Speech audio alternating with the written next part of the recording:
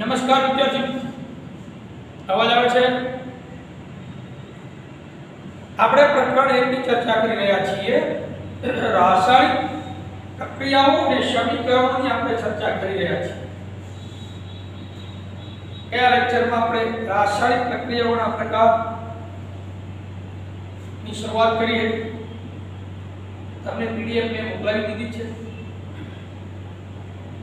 રોજે રોજ જે તમારે પ્રશ્ન ક્વેશ્ચન લખવાના છે, પહેલા દિવસે 5 આપ્યા હતા, બીજા દિવસે 5 બીજા આપ્યા હતા, એટલે જે પ્રશ્નો તમને મોકલાવું તમારે પીડીએફ માંથી ફેરબુકમાં લખીને અપલોડ કરવાના રહેશે. રોજે રોજ અપલોડ કરવાના છે, બરાબર? રોજે રોજ તમારી હોમવર્ક તમારે મોકલવાનું રહેશે. આજે જે આપ્યું તમારે કાલે અપલોડ કરી દેવાનું. આજે અમે ચેક કરશું. કાલે જે તમને શનિવાર આપ્યું એ આજે ચેક કરશું. ટૂંકમાં રોજે રોજનું હોમવર્ક રોજે રોજ થઈ જાય તો તમારે બધું ભેગું ન થાય અને તમારે વાંચવામાં પણ સરળતા રહેશે. જેમ જેમ ટોપિક ચાલે એમ આપણે એને તટસ્થ કરતા જઈએ તો તમે વર્કિંગ પૂર્ણ કરો. જે પણ તમારું કામ છે, રીડિંગ કરવું હોય તો રીડિંગ કરો, લખવાનું હોય તો લખવાનું કામ કરો. બોર્ડની પરીક્ષા માટે આપણે ઉપયોગી પ્રશ્ન આપણે તમને હું આપી દેતો રહું છું. એ 2 ગુણના 3 ગુણના નાના પ્રશ્ન બધા જેમાંથી આપણને પ્રાપ્ત થાય તે રીતે તમારે લખવાના છે. આપણે ગયા લેક્ચરમાં સંયોગીકરણ પ્રક્રિયા, રાસાયણિક પ્રક્રિયાઓના પ્રકાર,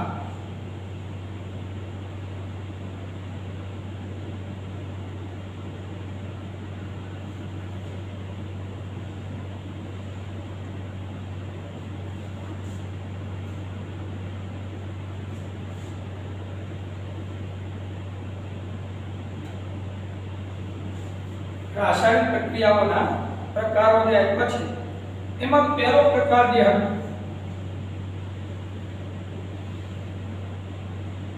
સંયોગીકરણ પ્રક્રિયા.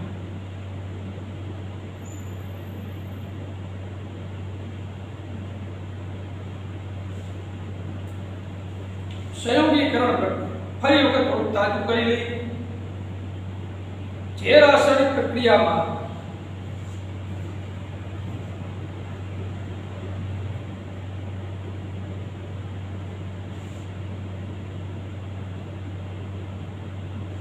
રાસાયણિક પ્રક્રિયામાં 2 કે તેથી વધુ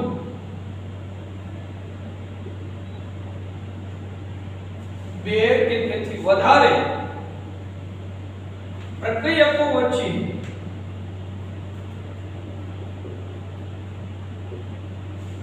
2 કે તેથી વધુ 2, 3, 4 2 કે તેથી વધુ પ્રક્રિયકો વચ્ચે પ્રક્રિયા થઈ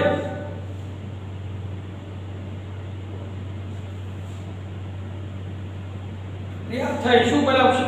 તો પ્રક્રિયા થઈ એક જ નિપજ બનતી હોય, એક જ નિપજ બનતી હોય તો તેવી રાસાયણિક પ્રક્રિયા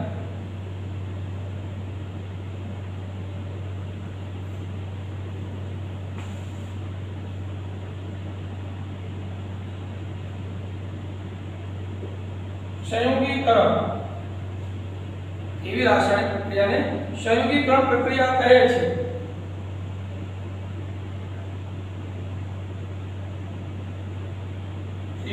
આ આપણે એની વ્યાખ્યા જોઈ હતી. 2 કે તેથી વધુ પ્રક્રિયકો વચ્ચે પ્રક્રિયા થઈ એક જ નિપજ બનતી હોય, કેટલી? એક જ નિપજ બનતી હોય તો તેને સંયોગીકરણ પ્રક્રિયા કહેવાય. એનું આપણે ઉદાહરણ જોયું હતું. કેલ્શિયમ ઓક્સાઇડને પાણીની હાજરીમાં પ્રક્રિયા કરો છે એટલે કડી ચૂનાની પાણી સાથે રાસાયણિક પ્રક્રિયા થઈ કેલ્શિયમ હાઇડ્રોક્સાઇડ ઘોળેલો ચૂનો બનાવે. એ મિત્રો એક જ નિપજ બને છે એટલે એ સંયોગીકરણ પ્રક્રિયાનું એક્ઝામ્પલ છે. આ પ્રક્રિયા દરમિયાન ઉષ્મા મુક્ત થતી હોય છે તો ઉષ્માક્ષેપક પ્રક્રિયા પણ થઈ શકાય. આપણે પેજ નંબર 7 ઉપર તમે જોઈ શકો છો પ્રક્રિયા જે આપણે જોઈ હતી ખોળેલા ચૂનાવાળી આવી આ પ્રક્રિયા CaO + H2 CaOH calcium hydroxide plus ઉષ્મા કડી ચૂનાની પાણી સાથેની પ્રક્રિયાથી કેલ્શિયમ હાઇડ્રોક્સાઇડ ઉત્પન્ન થાય છે ફોડેલો ચૂનો તો એ ફોડેલા ચૂનાના દ્રાવણનો ઉપયોગ દિવાલને ઘોળવા માટે કરીએ છીએ આપણે દિવાળી આવે ચૂનો કરીએ મિત્રો એ ફોડેલો ચૂનો હોય છે આપણો દિવાલને ઘોળવા માટે જે આપણે ચૂનાનો ઉપયોગ કરીએ છીએ કેલ્શિયમ હાઇડ્રોક્સાઇડ હવામાંના કાર્બન ડાયોક્સાઇડ સાથે ધીમી પ્રક્રિયા કરે છે આપણે જે દિવાલને ઘોળ કરીએ એમાં આ કેલ્શિયમ હાઇડ્રોક્સાઇડ છે તો એ હવામાંના કાર્બન સાથે પ્રક્રિયા કરે છે તો એ કાર્બન ડાયોક્સાઇડ સાથે ધીમી પ્રક્રિયા દ્વારા દિવાલ પર કેલ્શિયમ કાર્બોનેટનું પાતળું સ્તર બનાવે છે એટલે અમુક સમય પછી ધોળ કેવું એના પોપડા ઉખડવા માંડે આ દિવાલના તમને પોપડા ઉખડ્યા ચૂનાના પોપડા ઉખડતા હોય એ પોપડું છે એ કેલ્શિયમ કાર્બોનેટનું સ્તર બન્યું હોય છે પાતળું એટલે દિવાલ ઘોળ્યા બાદ 2-3 દિવસ પછી કેલ્શિયમ કાર્બોનેટનું નિર્માણ થાય છે જેથી દિવાલ ઉપર ચમક આવી જાય છે અહીં નોંધવાની એક રસપ્રદ બાબત એ છે કે આરસ પાણીનું રાસાયણિક સૂત્ર પણ CaCO3 છે કાર્બન ડાયોક્સાઇડ સાથે પ્રક્રિયા કરે છે કેલ્શિયમ હાઇડ્રોક્સાઇડ આ જે મિત્રો છે CaOH2 CO2 કાર્બન ડાયોક્સાઇડ સાથે ફોડેલો ચૂનાની રાસાયણિક પ્રક્રિયા થઈ CaCO3 બનાવે વત્તા H2O પાણી આ જે છે સખત સ્વરૂપમાં સોલિડ બનાવે છે કાર્બન ડાયોક્સાઇડ વાયુ સ્વરૂપ છે આ છે AQ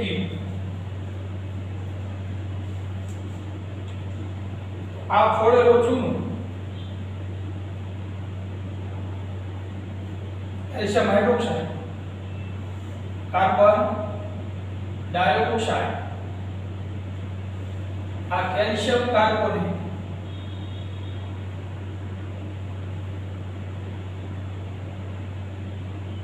પાણી હવે અહીંયા આરસ પાણીનું પણ એક સૂત્ર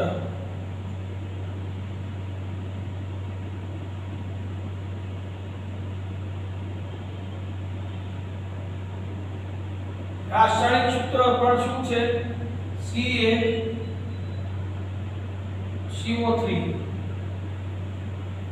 યાદ રાખજો CaCO3 છે આ રસાયણનું અણુસૂત્ર શું છે CaCO3 કેલ્શિયમ કાર્બોનેટ તો મિત્રો આવી રીતે આ રાસાયણિક પ્રક્રિયા થાય છે ચાલો આપણે સંયોગીકરણ પ્રક્રિયા જરા વધારે ઉદાહરણ ચેક કરતા જે લખ્યા આવશે આપણને જેમ કે કોલસાનું હળવું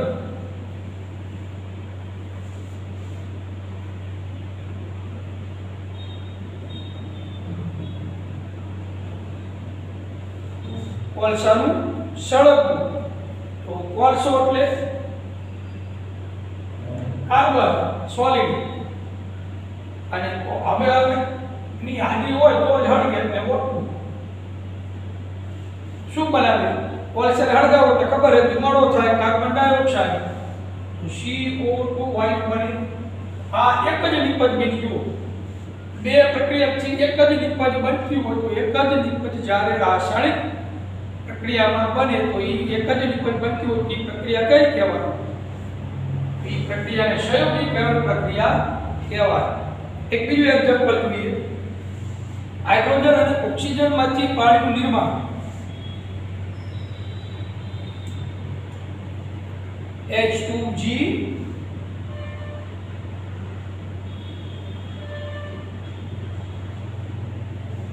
અને O2 G માંથી પાણીનું નિર્માણ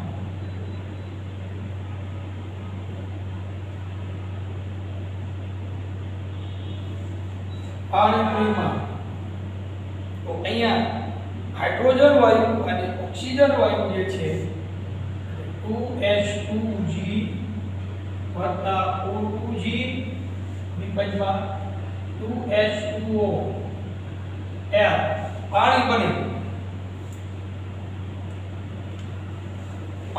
છે H2O આ જે પાણી બન્યું મિત્રો એ એ પણ એક જ નિપજ બને છે. બે પ્રક્રિયકો છે, બે પ્રક્રિયાઓના સંયોગથી જ્યારે એક જ નિપજ બનતી હોય ત્યારે એને સંયોગીકરણ પ્રક્રિયા કહેવાય. આ એના ઉદાહરણો થયા.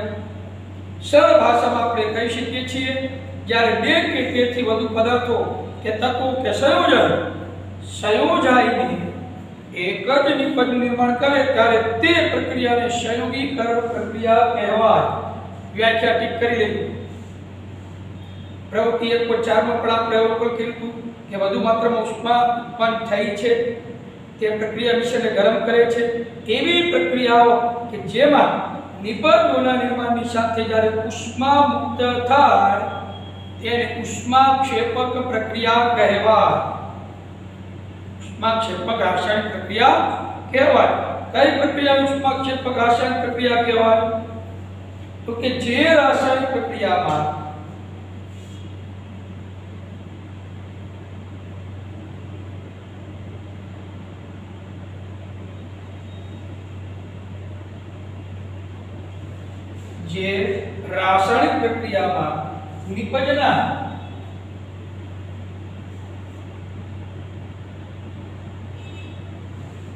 નિપજના નિર્માણની સાથે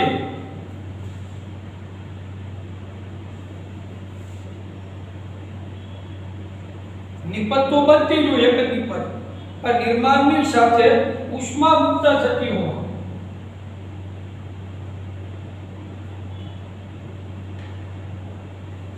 શું મુક્ત થતી હોય? ઉષ્મા મુક્ત થતી હોય. નિપજની આયનો ઉષ્મા મુક્ત થતી હોય. તો ઉષ્મા જ્યારે મુક્ત થતી હોય તો તેવી પ્રક્રિયાને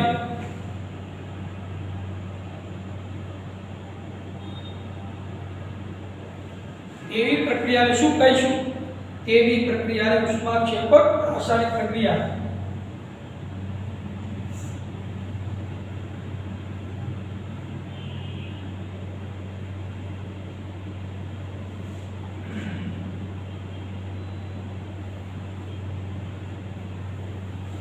ઉષ્માક્ષેપક રાસાયણિક પ્રક્રિયા કહે છે. જે રાસાયણિક પ્રક્રિયામાં નિપજના નિર્માણની સાથે ઉષ્મા મુક્ત થતી હોય તો તેવી પ્રક્રિયાને ઉષ્માક્ષેપક રાસાયણિક પ્રક્રિયા કહેવાય. બરાબર? આ વ્યાખ્યા છે એ કરી લો. અહીંયા ઉષ્માક્ષેપક પ્રક્રિયાઓના અહીંયા ઉદાહરણો પણ આપ્યા છે. જેમ કે મિથેન, કુદરતી વાયુનું દહન કરવું.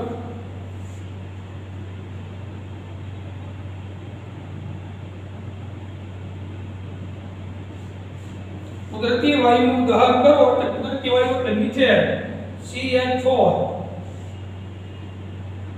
મિથેન વાયુ એની હવાની હાજરીમાં દહન કરી શકીએ.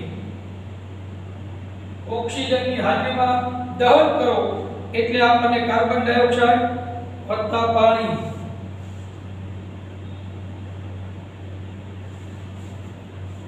CO2 H વાયુ સ્વરૂપ અને પાણીની વરાળ ઉત્પન્ન થાય છે. અહીંયા H2O G આવશે. આ આપણે મિત્રો શું છે? પાણીની વરાળ જે ઉત્પન્ન થાય છે, ઉષ્મા મુક્ત થાય છે. એટલે કુદરતી વાયુ જ્યારે મિથેનનું દહન કરવામાં આવે ત્યારે ઉષ્માક્ષેપક પ્રક્રિયા છે. બીજું એક છે કોલસાનું દહન કરીએ.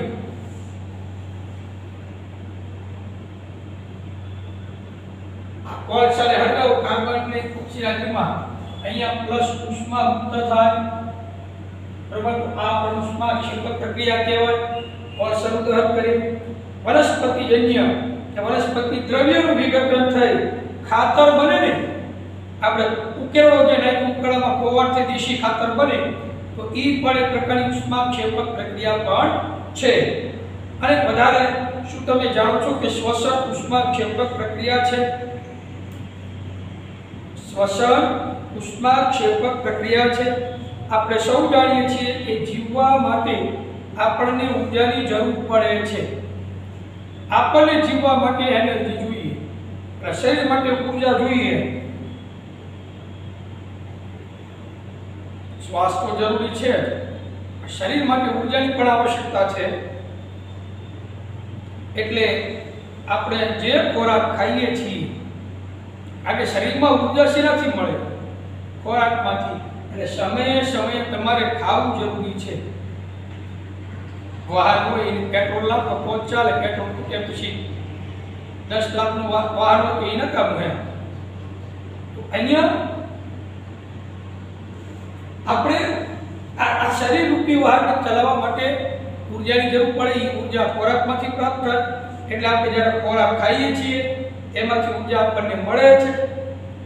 પાચન દરમિયાન ખોરાક જઠરમાં જાય, ખાધું, જઠરમાં ગયા પછી અંદર પાચન થાય જઠરની અંદર. તો એ પાચન દરમિયાન ખોરાક વધુ સરળ પદાર્થોમાં વિભાજિત થાય. બહારથી તમે જે થાળીમાં લેવો છો ખોરાક, એ અંદર ગયા પછી બધું મિશ્ર થાય અને એકદમ સરળ બને. શું બને? પાચન ક્રિયામાં ખોરાક વધુ સરળ બને અને સરળ પદાર્થોમાં વિભાજન થાય. જેમ કે એક્ઝામ્પલ આપું, તમે આપણે ભાત ખાતા હોય, દાળ ભાત ખાવો ને, તો ભાત ખાઓ, બટાકા તમે ખાતા હો, ગેસ થાય બટાકાથી, તો બટાકા, બ્રેડ, ભાત, બટાકા, બ્રેડ, આ બધામાં કાર્બોદિત પદાર્થો હોય છે. શું હોય? કાર્બોદિત પદાર્થ. આ કાર્બોદિત પદાર્થોનું વિભાજન થઈ ગ્લુકોઝ બને છે. એટલે ખોરાકમાંથી ગ્લુકોઝ બને. એ શરીર માટે ઉપયોગી ઉર્જા પૂરી પાડે. આ ગ્લુકોઝ આપણા શરીરના કોષોમાં રહેલા, આપણા શરીરના જે સેલ એટલે કોષ, એમાં જે ઓક્સિજન હોય એ ઓક્સિજન સાથે સંયોજાઈને કોણ ગ્લુકોઝ, એ ઓક્સિજન સાથે સંયોજાઈને આપણને એનર્જી પૂરી પાડે, ઉર્જા પૂરી પાડે. એટલે ભાત, બટેકા, બ્રેડ ખાવીને એટલે એમાં શું? એ કાર્બોદિત પદાર્થો છે, બરોબર? એ કાર્બોદિત પદાર્થો છે, એ પદાર્થો ખાધા પછીનું વિભાજન થાય. પાચન ક્રિયા વિભાજન થઈ શું બને? ગ્લુકોઝ. એ ગ્લુકોઝ આપણા શરીરના જે કોષ છે, કોષ એટલે શું? રચનાત્મક અને ક્રિયાત્મક એકમને કોષ કહેવાય. સજીવ શરીરના રચનાત્મક અને ક્રિયાત્મક એકમને કોષ કહે છે. આ કોષની અંદર રહેલા ઓક્સિજન સાથે આ ગ્લુકોઝ સંયોજાઈને અને આપણા શરીરને ઉર્જા પૂરી પાડે છે. આ પ્રક્રિયાનું વિશિષ્ટ નામ આપ્યું છે શ્વસન. આ પ્રક્રિયાને શું કહેવાય? શ્વસન. જેનો અભ્યાસ આપણે વધારે છઠ્ઠા પ્રકરણમાં કરવાના છીએ. છઠ્ઠું પ્રકરણ આવશેમાં વધારે અભ્યાસ કરશું શ્વસન વિશે. પણ હા, તમને કેવી રીતે ગ્લુકોઝની પ્રક્રિયા છે શ્વસનનું એનું એક સમીકરણ આપણને આપ્યું છે.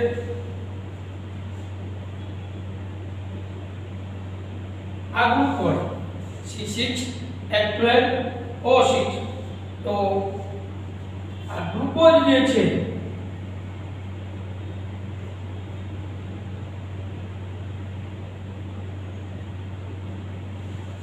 ગ્લુકોઝની કોષમાં રહેલા ઓક્સિજન સાથે સંયોજન એટલે 6O2 ઓક્સિજન હોય એની સાથે સંયોજાય 6CO2 કાર્બન ડાયોક્સાઇડ, પછી પાણી,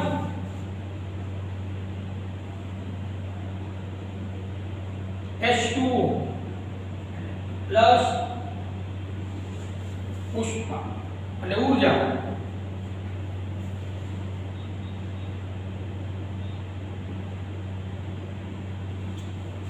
આવી રીતે આ શ્વસનની ક્રિયાનું સમીકરણ છે. શેનું? શ્વસનની.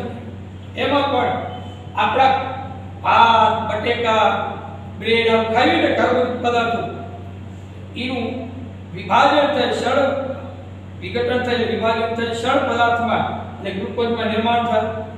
એ ગ્લુકોઝ કોષમાં રહેલા ઓક્સિજન સાથે સંયોજાય આપણને ઉર્જા પૂરી પાડે છે શરીરની. કાર્બન ડાયોક્સાઇડ અને H2O માં રૂપાંતરિત થઈ. એ કાર્બન ડાયોક્સાઇડ પછી આપણે શ્વસન મારફતે બહાર કાઢીએ છીએ તો એ વિપક તરીકે બહાર નીકળી જાય છે. તો આવી રીતે આ સંયોગીકરણની મિત્રો જે ઉષ્મા ક્ષેપક પ્રક્રિયાના હેઠળ પણ છે. અહીંયા બીજું વનસ્પતિજન્ય દ્રવ્ય વિઘટન થઈ ખાતર બનવું પણ ઉષ્મા ક્ષેપક પ્રક્રિયાનું ઉદાહરણ છે. પ્રવૃત્તિ એક પડેકમાં થતી પ્રક્રિયાનો પ્રકાર ઓળખો કે જેમાં એક જ નિપજના નિર્માણ સાથે ઉષ્મા ઉદ્ભવે છે. બરોબર? અહીંયા આ સંયોગીકરણ પ્રક્રિયાને ઉષ્માક્ષેપક પ્રક્રિયા બેની અહીંયા ચર્ચા પૂર્ણ કરી શકીએ છીએ આપણે. બરોબર. આ પહેલો પ્રકાર હતો સંયોગીકરણ પ્રક્રિયા. જો પેટો ભાગ હતા, પેટા ભાગ તરીકે ઉષ્માક્ષેપક પ્રક્રિયા આપણે જોઈ. આ ઉષ્માક્ષેપકના ઉદાહરણ છે. બરોબર.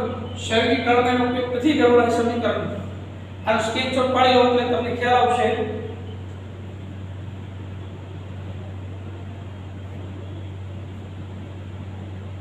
પાડી લીધો? ઓકે.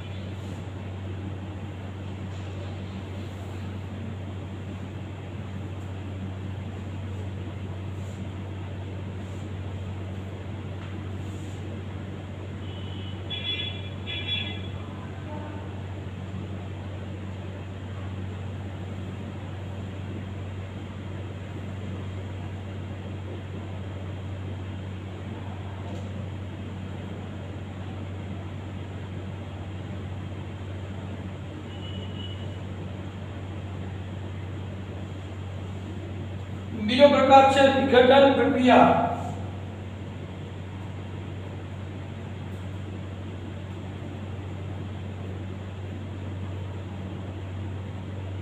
વિઘટન પ્રક્રિયા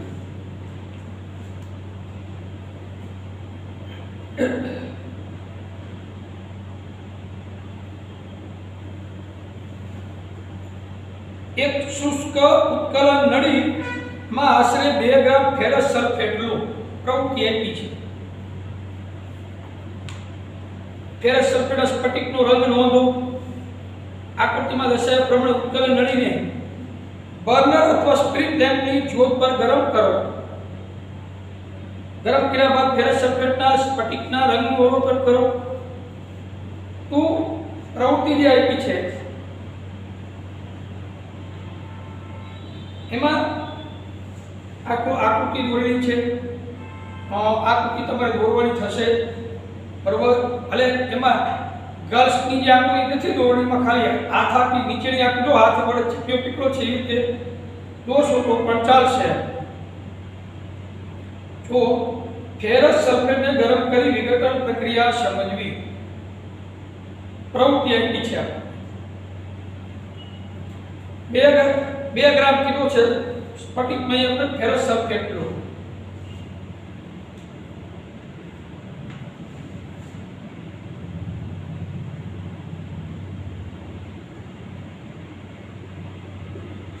ફેરસ સલ્ફેટને ગરમ કરી વિઘટન પ્રક્રિયા સમજવી.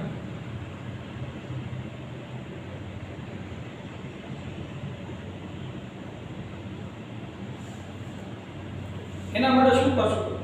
એક સૂકી ઉત્કલન નળી એટલે જ્વલન નળીમાં પાસે 2 ગ્રામ ફેરસ સલ્ફેટ લઈ લો સ્ફટિકમય. આ ઉત્કલન નળીને બંનેની જ્યોત પર ગરમ કરશો એટલે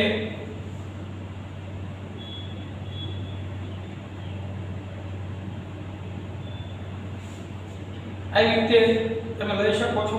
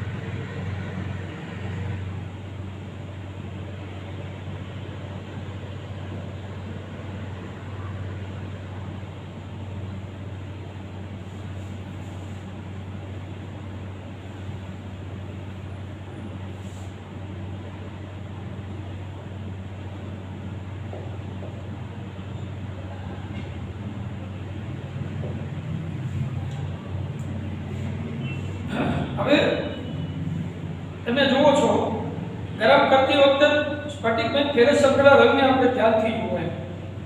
તો સ્ફટિકમાં ફેરસ સલ્ફેટનો રંગ કેવો હોય? સ્ફટિકમય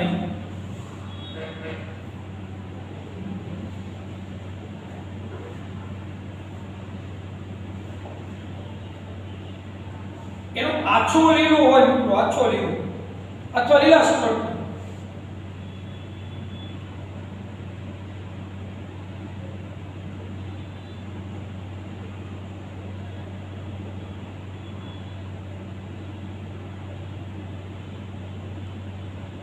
આછો લીલો રંગ હોય એને ચેક કરી. હવે એને ગરમ કરતા કયો રંગ બને?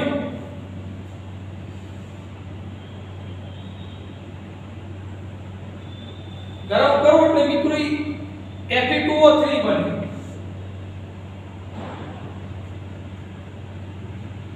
એમાં રંગ પરિવર્તન થાય છે અને લીલાશ પડતા રંગમાંથી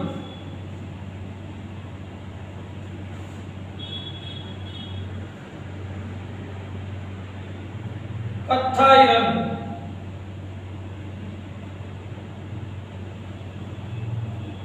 કથ્થાઈ રંગમાં ફેરવાઈ જાય છે. ફેરસ સલ્ફેટનો રંગ આછો લીલો તો લીલાશ પડતો હોય એટલે ગરમ કરો ને એટલે કથ્થાઈ રંગમાં ફેરવાય. અને જે આ વાયુ નીકળે છે ગરમ કરો એ વાયુ કયો હોય? એની ગંધ પારખવાની થાય. તો એ વાયુ છે મિત્રો વિશિષ્ટ પ્રકારની ગંધ ધરાવે છે. એનું કારણ એ છે કે એ ઉદ્ભવતો જે વાયુ છે એ અંદર જે ફેરસ સલ્ફેટમાં સલ્ફર હોય ને એ સલ્ફરનું દહન થયું. એ સલ્ફરનું દહન થવાના કારણે શું થાય ખબર છે? સલ્ફર ડાયોક્સાઇડ અને સલ્ફર ટ્રાયોક્સાઇડ વાયુ ઉત્પન્ન થાય જે તીવ્ર વાસ ધરાવે. SO2 SO3 વાયુ ઉત્પન્ન થાય છે જે તીવ્ર વાસ ધરાવે છે. આયન જે વાયુ ઉત્પન્ન થાય એ કયો વાયુ છે? સલ્ફર ડાયોક્સાઇડ અને સલ્ફર ટ્રાયોક્સાઇડ. કારણ કે સલ્ફરનું દહન થાય છે એટલે આવી તીવ્ર વાસ ધરાવતા વાયુ ઉત્પન્ન થાય છે. તમે રાસાયણિક સમીકરણ જોઈ શકો છો.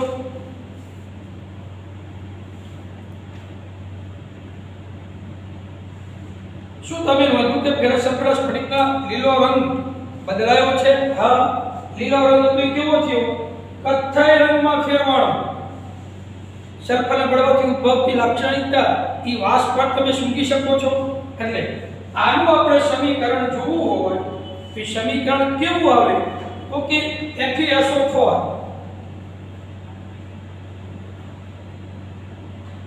ફેરસ સલ્ફેટ બરાબર. FeSO4 ફેરસ સલ્ફેટને ગરમ કરી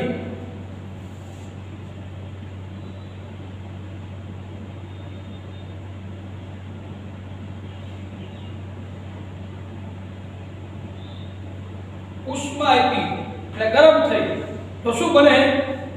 Fe2O3 બને છે. Fe2O3 ferrous oxide. તો આ ફેરિક ઓક્સાઇડ જે બને છે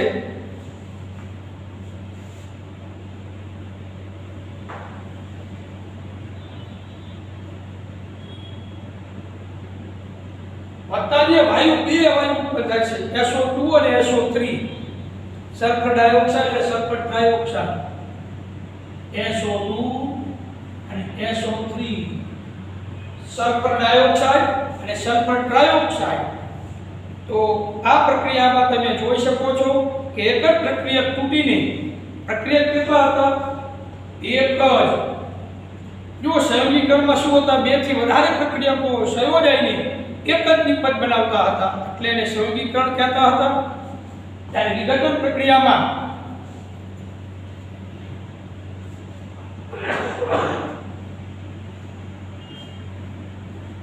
વિઘટનમાં શું થાય? સંયોગીકરણમાં એક જ નિપજ બનતી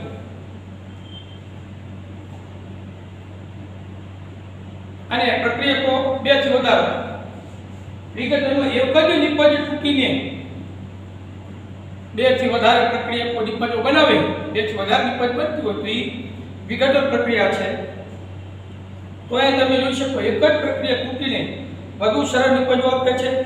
આ પ્રક્રિયા વિઘટન પ્રક્રિયા છે.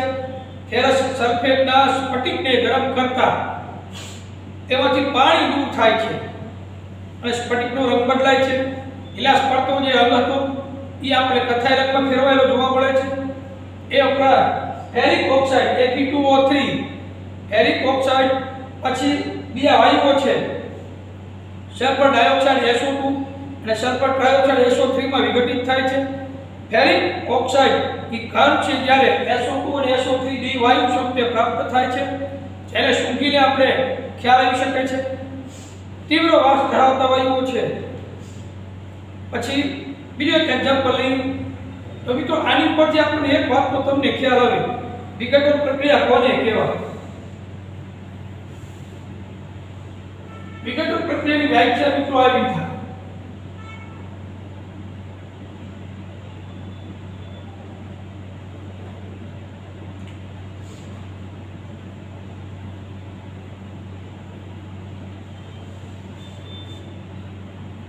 કે રાસાયણિક પ્રક્રિયામાં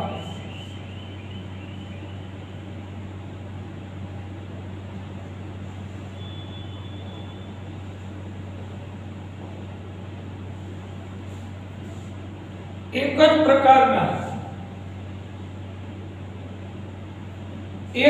પ્રકારના પ્રક્રિયકને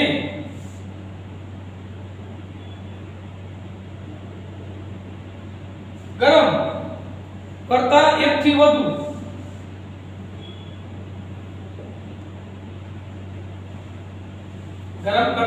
એકથી વધુ નિપજો બનતી હોય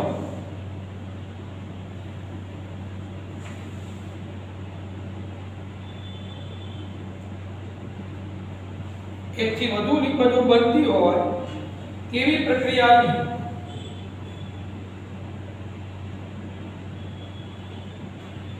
પ્રક્રિયાની વિઘટન પ્રક્રિયા કહે છે.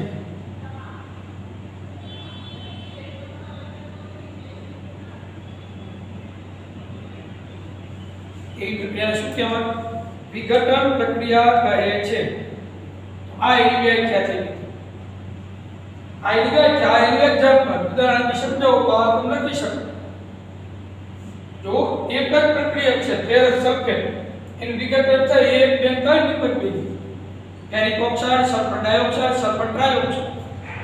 ચાલો અહીં એક ઉદાહરણ લઈ લઈએ. કેલ્શિયમ કાર્બોનેટ નું ઉષ્મા આપવાથી કેલ્શિયમ ઓક્સાઇડ અને કાર્બન ડાયોક્સાઇડમાં થતું વિઘટન વિવિધ ઉદ્યોગોમાં ઉપયોગમાં લેવામાં આવતી એક અગત્યની વિઘટન પ્રક્રિયા છે. કેલ્શિયમ ઓક્સાઇડને ચૂના અથવા કળી ચૂનો પણ કહે છે. તેના અનેક ઉપયોગો પણ છે. તે પૈકીનો એક સિમેન્ટની બનાવટમાં વપરાય છે. સિમેન્ટની બનાવટમાં શેનો ઉપયોગ થાય છે? આવો એક પ્રશ્ન તમને પૂછાય તો કળી ચૂનાનો ઉપયોગ થાય કેલ્શિયમ ઓક્સાઇડનો. ઉષ્માની મદદથી કરવામાં આવતી વિઘટન પ્રક્રિયાને ઉષ્મીય વિઘટન કહેવાય. જે વિઘટન પ્રક્રિયામાં જો ઉષ્માનો ઉપયોગ થતો હોય, આ જો ઉષ્મા છે એ વિઘટન કેવું કહેવાય? ઉષ્મીય વિઘટન પ્રક્રિયા કહેવાય. જેમ કે એક એક્ઝામ્પલ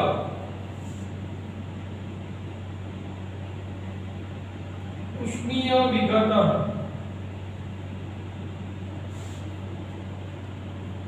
કેલ્શિયમ કાર્બોનેટ CaCO3 ચૂનાનો પથ્થર. શું કહેવાય?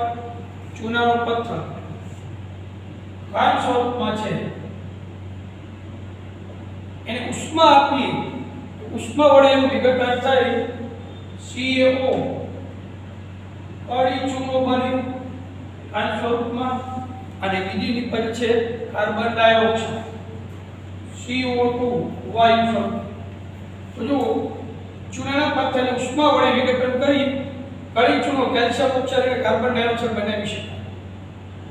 તો આ ઉષ્મીય વિઘટનનું ઉદાહરણ થયું.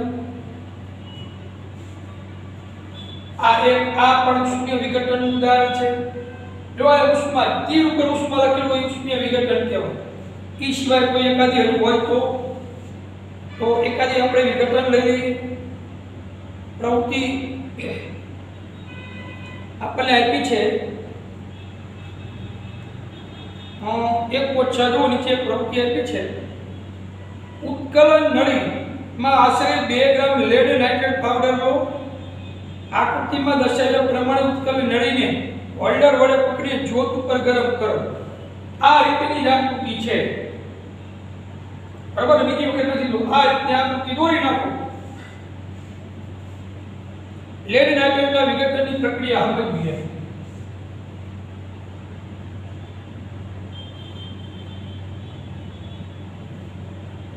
લેડ નાઇટ્રેટ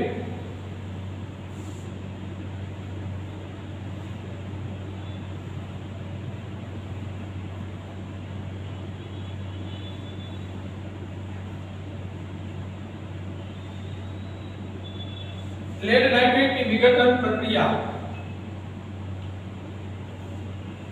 2 ગ્રામ લેડ નાઇટ્રેટ પાવડર લો. આકૃતિમાં દર્શાવ્યા પ્રમાણે ઉત્કલન નળીને હોલ્ડર વડે પકડીને જ્યોત ઉપર ગરમ કરો. આ રીતે પકડી આની જ્યોત ઉપર ગરમ કરો. તમે શું અવલોકન કરો છો? જો કોઈ પરિવર્તન દેખાય છે તો એની નોંધ કરો. તમને કથ્થાઈ રંગનો ધુમાડો ઉત્પન્ન થતો દેખાશે. આ ધુમાડો નાઇટ્રોજન ડાયોક્સાઇડ NO2 નો છે. આ પ્રક્રિયા નીચે પ્રમાણે થાય છે. એટલે એક સમીકરણ આપ્યું છે એમને.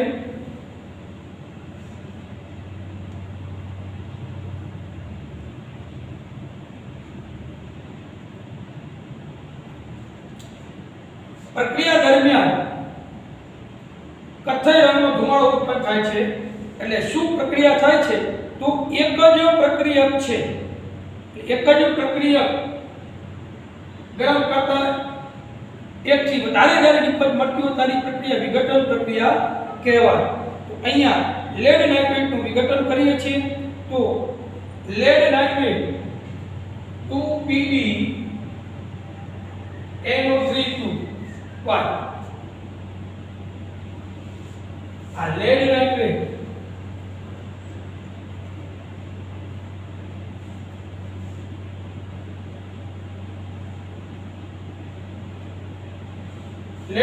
નો પાવડર ને સોલિડ એને ગરમ કરીએ એટલે લેડ ઓક્સાઇડ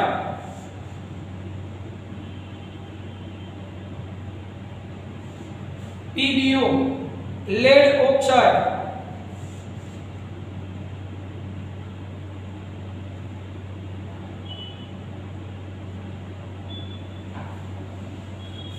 એક લેડ ઓક્સાઇડ મળે. બીજું કથ્થાઈ રંગનો ધુમાડો ઉત્પન્ન થાય છે એટલે નાઇટ્રોજન ડાયોક્સાઇડ. આ બે નું 4 નાઇટ્રોજન ના 4 4NO2 વાયુ નાઇટ્રોજન ડાયોક્સાઇડ. કથ્થાઈ રંગનો ધુમાડો છે નાઇટ્રોજન ડાયોક્સાઇડ અને વત્તા ઓક્સિજન વાયુ પણ પ્રાપ્ત થાય છે O2 ઓક્સિજન વાયુ. આવી રીતે લેડ નાઇટ્રેટની વિઘટન પ્રક્રિયા થાય. એક જ પ્રક્રિયક હોય એનું વિઘટન થઈ એકથી વધારે નિપજમાં જ્યારે મળે છે તો એકથી વધુ નિપજો જ્યારે બનતી હોય એવી પ્રક્રિયાને વિઘટન પ્રક્રિયા કહેવાય. અને જો આ વિઘટન પ્રક્રિયા ઉષ્મા વડે થતી હોય તો એને ઉષ્મીય વિઘટન કહેવાય. તો તમને પૂછે ઉષ્મીય વિઘટનના 3 ઉદાહરણ આપો. તો એક આ ઉદાહરણ છે ઉષ્મીય વિઘટન, બીજું આ ઉદાહરણ છે, ત્રીજું આ ત્રણે ત્રણ એક્ઝામ્પલ જે છે એ ઉષ્મીય વિઘટનના છે. ખ્યાલ આવ્યો? તો આ ત્રણે ત્રણ એક્ઝામ્પલ ઉષ્મીય વિઘટનના અહીંયા આપણે ઉષ્મીય વિઘટન જે પ્રક્રિયા છે એ જોઈ શક્યા છીએ. પછી તમને પ્રશ્ન પૂછાય છે સિમેન્ટની બનાવટમાં કયો પદાર્થ વપરાય છે તેની બનાવટ લખો.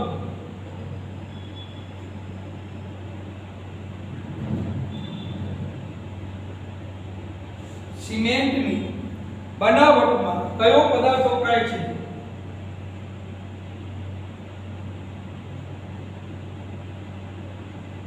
આપણે હમણાં મેં તમને ટીક કરાવી સિમેન્ટની બનાવટમાં કયો કલર વપરાય છે એની બનાવટમાં કયો પૂછે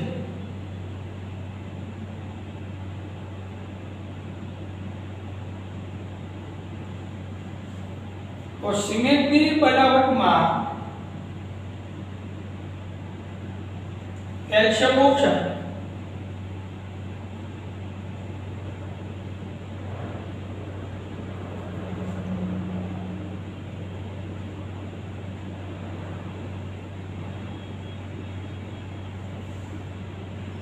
CaO કેલ્શિયમ ઓક્સાઇડ CaO કાળી ચૂનું